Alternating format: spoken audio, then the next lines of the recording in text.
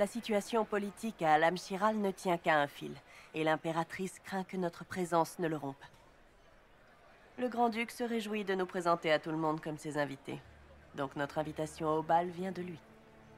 Que nous nous allions à lui ou renversions l'équilibre du pouvoir, c'est une occasion qui s'offre à lui, si ce n'est un réel avantage.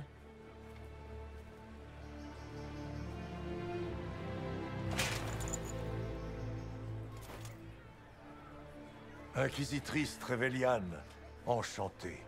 J'ai beaucoup entendu parler de vous. On dit, à la porte du Ponant, que vous avez vaincu une armée de démons. Imaginez ce que l'Inquisition pourrait accomplir avec le soutien de l'empereur légitime d'Orlaïs. Et de quel empereur vous parlez, au juste? Je m'y perds vite dans tout ça. Le plus charmant de tous, bien entendu, ma chère dame. Je ne suis pas homme à oublier ses amis, Inquisitrice. Aidez-moi, et je vous aiderai.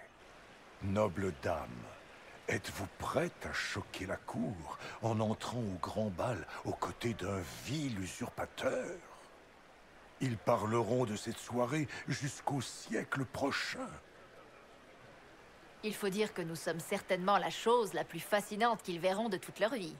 Je ne peux rêver d'une meilleure partenaire, madame.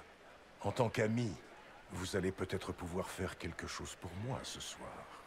Une elfe du nom de Briala risque, je le crains, de perturber les négociations de paix.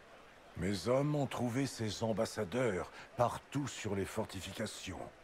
Le sabotage n'est sûrement pas leur plus grand crime. J'espère que vos soupçons ne se basent pas que sur le comportement étrange des elfes.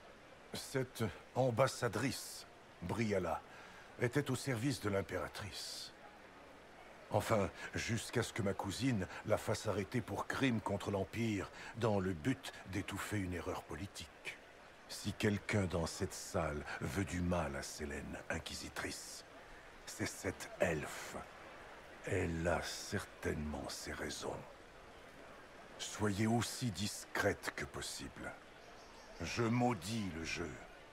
Mais si nous nous laissons mener, nos ennemis nous feront passer pour des scélérats. Nous faisons attendre la cour, Inquisitrice. Vous êtes prête?